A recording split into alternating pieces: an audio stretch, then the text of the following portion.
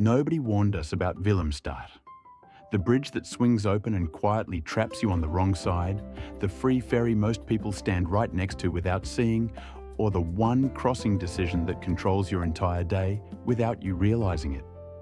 Most cruisers step off asking the same question: can I actually walk this port, or does it just look walkable? Here's the truth. Once you understand how the two sides connect and make a few smart decisions in the first 10 minutes, this port becomes one of the easiest and most rewarding stops in the Caribbean. You'll discover the smartest loop with zero backtracking, the crossing choice that eliminates stress, and the local food you can't leave without trying. I'm Charlie from Travel Day Trip Ideas, where we help you explore cruise ports like a local, not a tourist.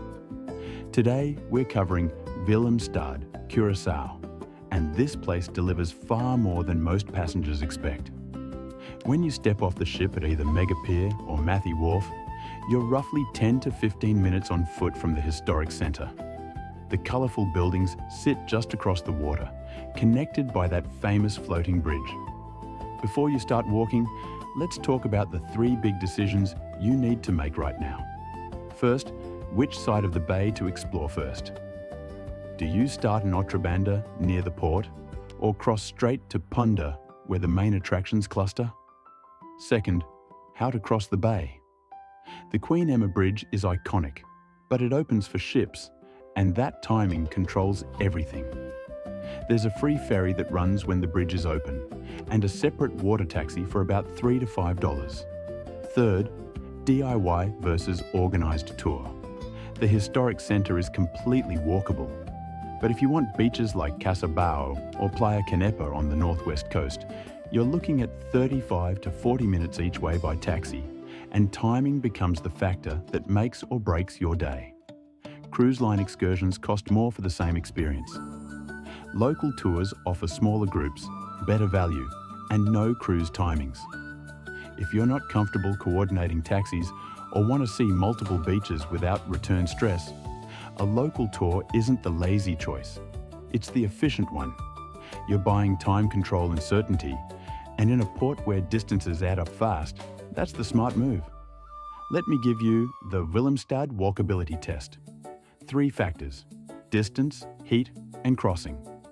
Distance means how far you're walking. Heat means Curaçao gets hot with little shade. Crossing means every time you move between Otrobanda and Punta, you're dealing with bridge or ferry timing. Keep these in mind as we walk through the day. From Mega Pier, you're in Otrobanda. Walk through the Riff Fort complex, grab coffee if you want, but don't linger. Follow the waterfront path toward the Queen Emma Bridge. You'll pass vendors and the views across to Punta open up. The walk from ship to bridge takes about 10 minutes, and it's flat. Distance is short, and you're moving with purpose. Here's mistake number 1 that catches almost everyone. Most cruisers arrive at the bridge, see it's open for a ship, and just stand there waiting 15 or 20 minutes, without realizing there's a free ferry running right next to it. We almost did the same thing. When the bridge is open, look for the small ferry dock just to the side. It's free, runs constantly, and gets you across in under 3 minutes. There's also a water taxi service for a few dollars. But if the bridge is open, the free ferry is your best bet. If the bridge is closed and you can walk across, that's fine too. Just don't count on it for your return timing. This crossing decision is the invisible factor that controls your entire day. Get it right, and everything flows. Get it wrong, and you're standing around losing time you can't get back. Once you're in Punta, head straight for the Handelscade, the iconic waterfront strip. Walk along the promenade and you'll find the Punta Love Heart sculpture, where couples attach locks. Just beyond that is the floating market, where Venezuelan vendors sometimes sell fresh produce and fish from boats. If it's running that day, the energy is authentic. If it's quiet, don't worry.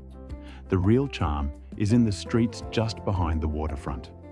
Wander into the narrow side streets of Punta, and you'll discover small boutiques, local art galleries, and cafes tucked into colonial buildings. Everything is close, the streets are shaded, and you're moving at your own pace. The area is compact enough that you won't get lost. Now let's talk about beaches, because this is where walkability fails completely. The best beaches aren't walkable from the port. Playa Canepa, Curaçao, and the North Coast blowholes are all 35 to 45 minutes away by taxi or tour. A lot of people book a tour here because the distances add up fast, and tours handle the navigation, timing, and often combine multiple stops while making sure you're back with plenty of buffer. It's not about avoiding effort, it's about protecting your time.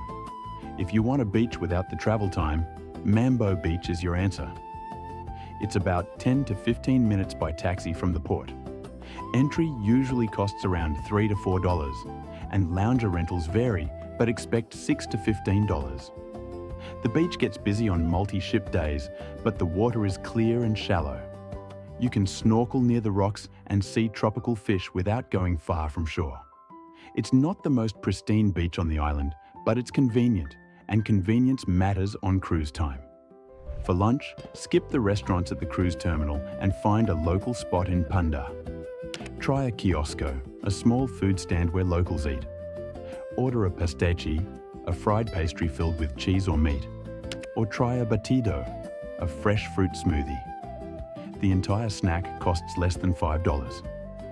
Lisa spotted a vendor near the floating market selling fresh coconut water served straight from the shell, ice cold and perfect in the midday heat. Here's mistake number 2 that frustrates many visitors.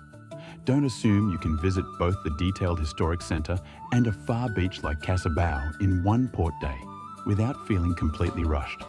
Curaçao is 35 to 40 minutes from the port each way. If you go there, plan to spend most of your day at the beach and skip detailed town exploration. Trying to do both leaves you stressed and constantly checking your watch. This is exactly where a local tour makes sense, because they've already built the route to maximize your time without return anxiety. Premium versus budget breakdown.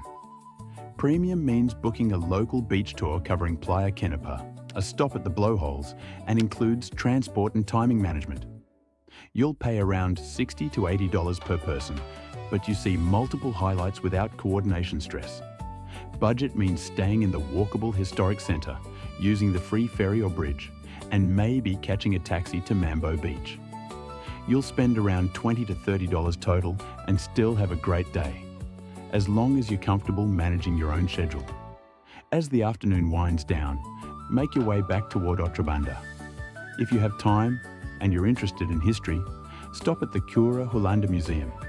Admission is usually around $10 to $15, and it takes about 30 to 45 minutes. The exhibits provide context that makes the island's history more meaningful. If museums aren't your thing, skip it and spend that time wandering the quieter streets of Outra Banda. Here's mistake number 3 that catches people off guard. Don't rely on the bridge being open when you need to get back to the ship.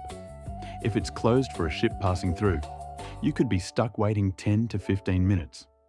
Use the free ferry when the bridge is open, or budget a few dollars for the water taxi. Plan to be back in Outra Banda at least 90 minutes before your ship's all aboard time. That gives you buffer for any crossing delays and a final stop before you board.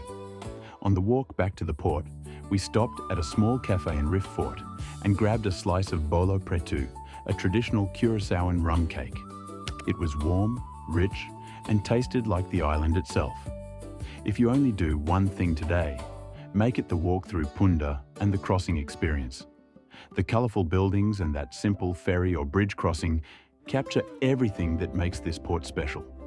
But the real win is knowing how the port actually works. That knowledge eliminates stress, protects your time, and turns what looks walkable into what actually is walkable. Just leave early enough to get back without rushing. We've added our favourite local tours at the top of the description. Great value, smaller groups, and they've always had us back with plenty of time. Tell us how you'd spend your day in Willemstad and keep watching for the next port.